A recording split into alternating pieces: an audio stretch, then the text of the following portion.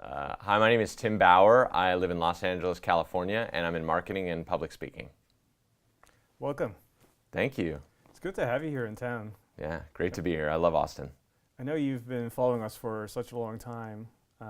If we had to go all the way back, do you remember when you first discovered us? Absolutely, yeah. So I was one of the early adopters of GTD, of the whole getting things done methodology, and I encountered an app called OmniFocus that a lot of us still use to this day. And when I was trying to uncover how to use this thing and how to properly apply it to GTD, I came across your OmniFocus course.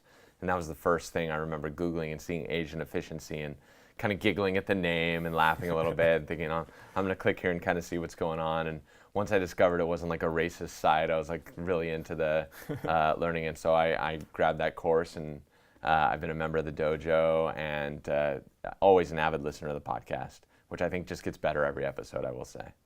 Thank you. Yeah, we try to spend a lot of time into not only the products that we have, but also the podcast episodes, the blog content, and as you know, it started off as a passion project, and I just never knew that there would be other people interested in what we do and just being more productive in general. So I'm really curious to hear what motivated you to be so productive. Yeah, so one thing about the internet is great that no matter what we're into, we can find other people that are into it also. And so for me, I run and own 3 different companies, 2 of which are interrelated, one of which is completely different. I'm a public speaker. I've given 2 TEDx talks. I'm about to give my 3rd one. I'm a father of 2, and I have this incredible partner who I also love spending all my time with. And so if I want to give time to her, my kids, my businesses, I realized I had 2 choices. I could work 180 hours a week, or I could try to find a way to do more with my hours. And so the thing I love about Asian efficiency is, something that you said yesterday to me is, everyone has figured out a way to do everything. You just have to find the right person. And Asian efficiency is filled with information and a community that shows me ways that I can accomplish more with limited amounts of time. Productivity really frees me up in a way that I can be better at everything that I do, including being a father and a significant other to my better half. Yeah, something we talked about yesterday too was everybody has a different end goal. So we're talking about what's the benefit of the benefit, right? Mm-hmm. And most people, when they come to us, they want to learn how to free up more time. They want to be more efficient. And on the surface level, that's great, right? Because that is a variable thing to be able to have an extra 5 hours a week. But then I always challenge people and ask them, what does that 5 hours represent to you? What does that mean to you? What does an extra 10 hours a week or 20 hours a month mean to you? And I'm really curious to hear, okay, you want to free up more time, you want to be more productive, but what is the benefit of the benefit for you? Absolutely. So for me, having more time means that I can devote more time and energy into the things that really excite me and I'm really passionate about. We all have to do a minimum amount of work. No one has a job that they love every single aspect of. We all have passion projects. For me, 6 or 7 years ago, I weighed 450 pounds and I lost 250 pounds. And for me, my opportunity was at that point is I've been writing, I've been speaking, I've been able to give back to people like me who haven't been able to overcome their obesity. Every hour I save in my other companies, I have sunk in to my public speaking, my personal brand. That's where I was able to give the 2 TEDx talks. If I did not have the efficiency, if I wasn't productive, I wouldn't have the freedom to pursue the things that I really, really care about, which is, obesity, overcoming that, helping others do that. I work one-on-one with people that have struggled their entire lives to lose weight. I could not have found the time to do that if I didn't learn how to become more productive. Now, before we start rolling, you mentioned the story, what motivated you to lose that weight. And when I first saw you, I thought, man, this guy's in good shape, he looks great, dresses well. And then I heard that you were 450 pounds, and I could not believe that. Yeah. Would you mind sharing that story? No, I'd love to, yeah. So I've struggled with obesity my entire life. I like to tell people I was born at an average weight and it was pretty much all downhill from there. My mom says my first word as a baby was actually Dorito. And whether that's apocryphal or not, I don't know, but I love that story. And so by the age of, I was 31, I weighed 450 pounds. And I had hit absolute rock bottom. I was at that time doing some public speaking already about just general motivation and business things. And I was invited to speak at a university about the 5 behaviors that might derail an incoming college freshman. And I had this great idea for an object lesson where I was going to take these tennis balls and I was going to write on them the 5 things. I was going to take all 5, throw them at a kid at once, and he wouldn't be able to catch them. But if I gave him a second chance throwing one at a time, he'd be able to handle it. And I thought it would be a cool object lesson. They'd walk away and they'd remember it. But when I looked at the 5 behaviors, they were drugs, alcohol, dishonesty, adultery, sexual promiscuity, and the last one was unhealthy eating. And the idea of being a 450-pound guy sitting in front of a bunch of college freshmen, the most satirical, sardonic individuals in the world that know everything, and I was going to stand up there and say, don't eat unhealthy at 450 pounds, I was terrified. And so when I showed up to give the talk that night, I left the unhealthy eating tennis ball in the car.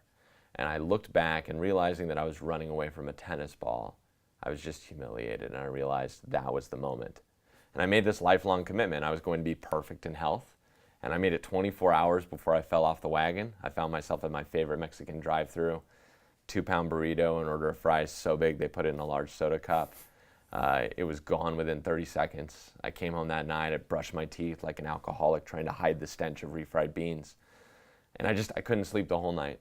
And the next day I realized, okay, I can't be perfect, but maybe I can do a little bit at a time.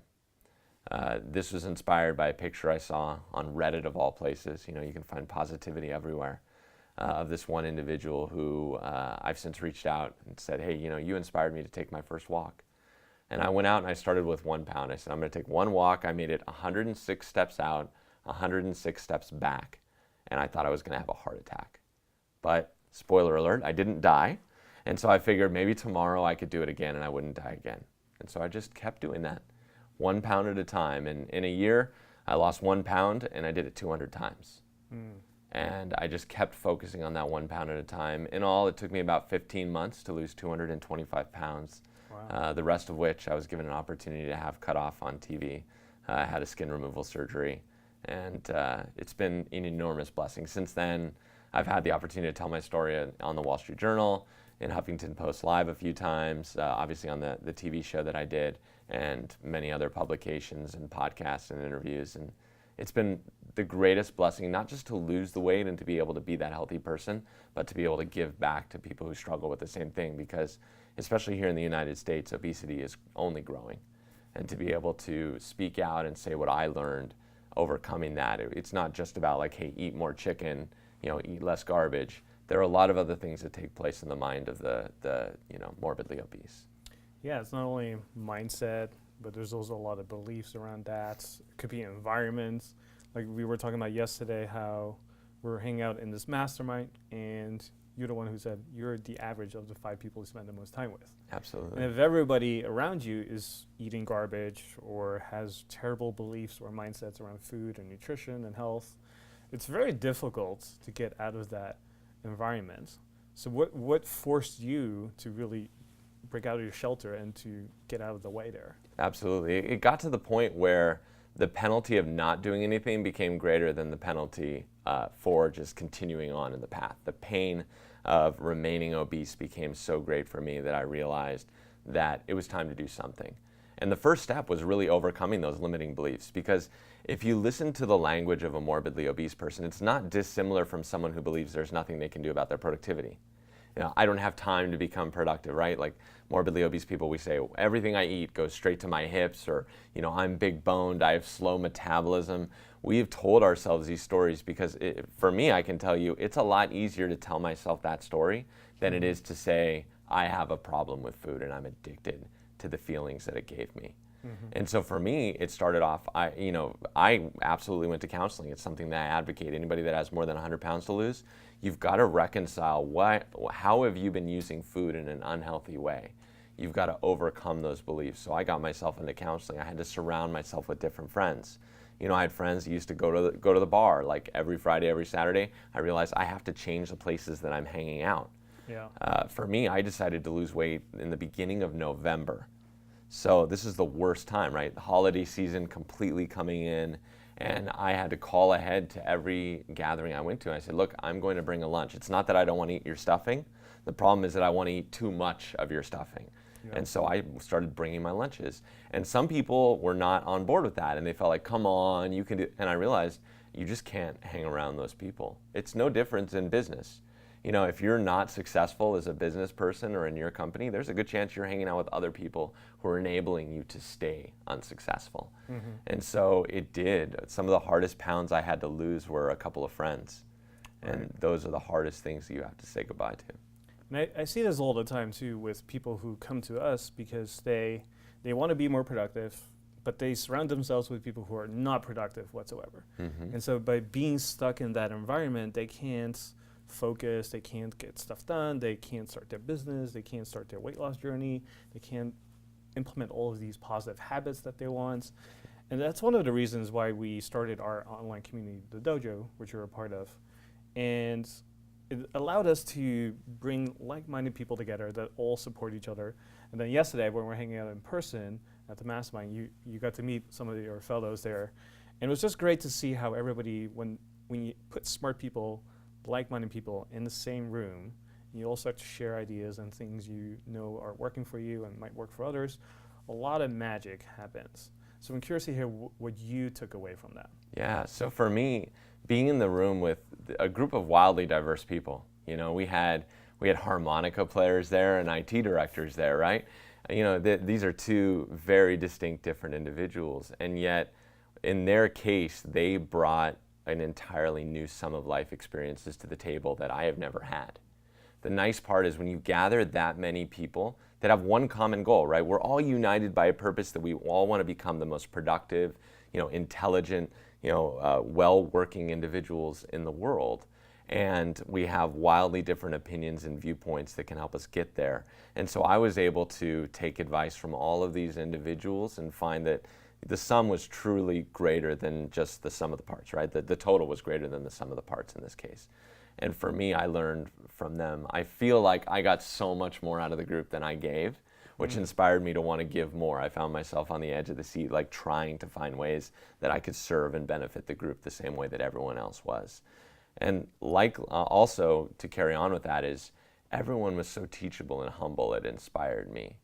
You know, these are people that have great experience in business and in life, and yet they were so humble and willing to accept all manner of advice from all manner of people. And it was just really great to see that humility in the room. Last night at dinner, we were talking about that too.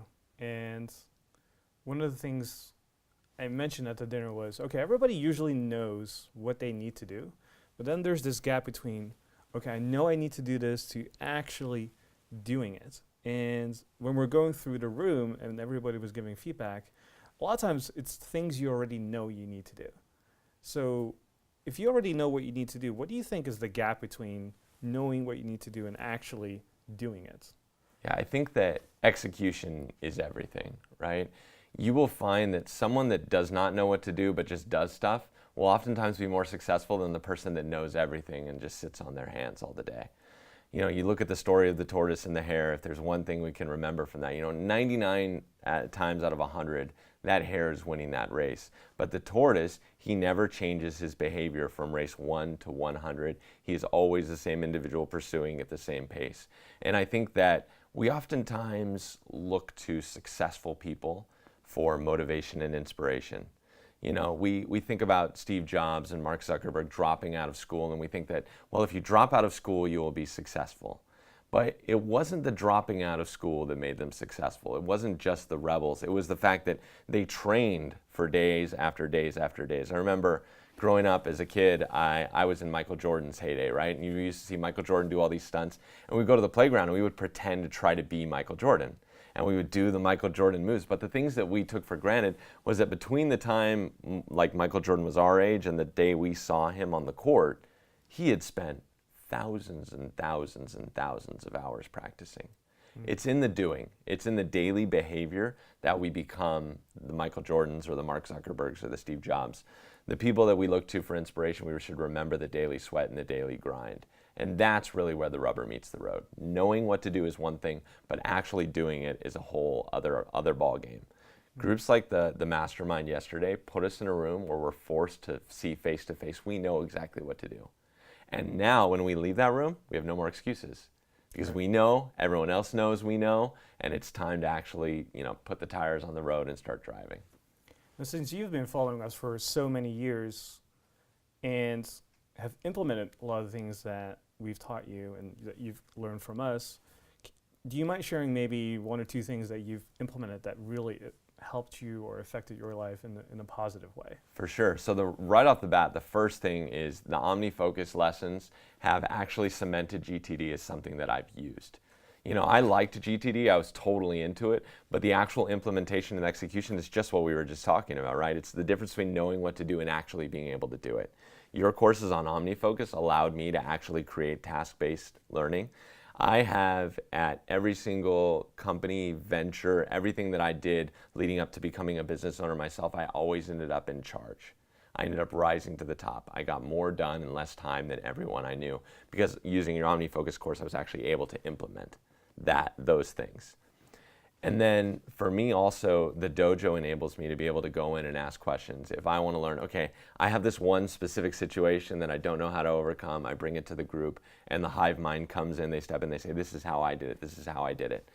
Even if I don't end up implementing exactly the way that they've implemented it in their own daily lives, for me, knowing that there's a solution out there inspires me to not just say, well, there's no choice. There's no way that I can make this any better.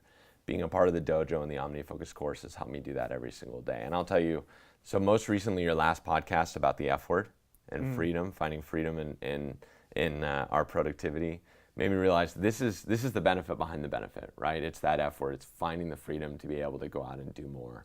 And so coming into this meeting, those words were ringing in my head over and over. Freedom is what I need. Freedom is what I need. And are my productivity techniques and solutions really getting me there? And that's something that I'm going to be addressing more and more as I think about it. Right, and this goes back again to the whole idea of, okay, what does productivity mean to you? And so for you, it's freedom, being able to choose how you spend your time and being in control of how you spend your time and manage your day, manage your week, and not let outside forces dictate how you feel, how you go about your day, or let others write on your to-do list when you don't want to, right? So I see this all the time when people are freaking out about their email inbox. And I always tell them, when you let other people dictate your day through your email inbox, there's no way you're going to focus on the things that actually matter, that make a big difference. So I'm really glad to hear that from you, that you are very conscious of that and you've taken action towards the F word, as we call it, freedom. So would you recommend the dojo or all the other resources that you've consumed? Absolutely. I would wholeheartedly recommend the dojo. As I said last night at dinner, I was quoting Jim Rohn that you are the average of the 5 people you spend the most time with.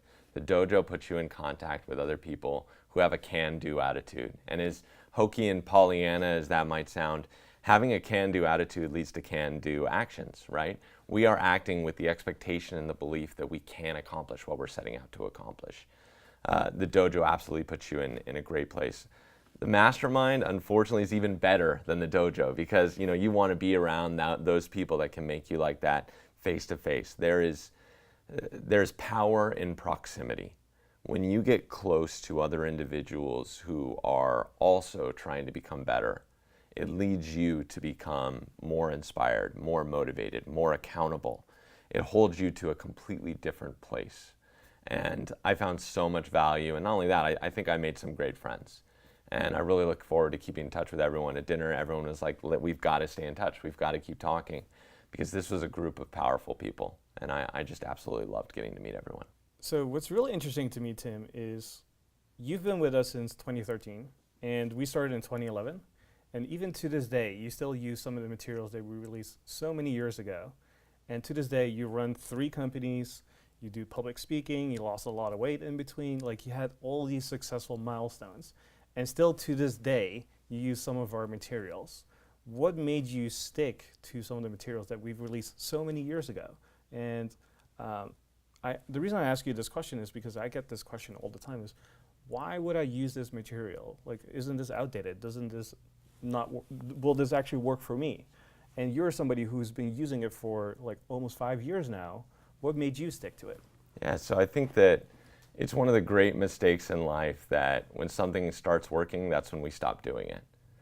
It's not dissimilar from the way that I lost weight, in so much that if I hit my goal weight and said, I'm good now, I don't have to continue to just focus on eating, whole foods-based diet, eating mostly lean meats and vegetables. I can go back to the lifestyle that I had before. We all know what that looks like, right? We've all done it, where we've lost 30 pounds for the summer, had our bikini body, and then gained it all back because we reverted back to the old habits. If you look at the most successful and wealthy people on the face of the planet, they invest in coaching and mentors. By surrounding myself with the courses and the people at Asian Efficiency, I am able to collapse time. I can go out and I can learn how to do all of these things on my own. I could cancel memberships and not participate in Asian Efficiency events because I've quote unquote got it down. But in reality, it would be a matter of time before my skills would start to dull.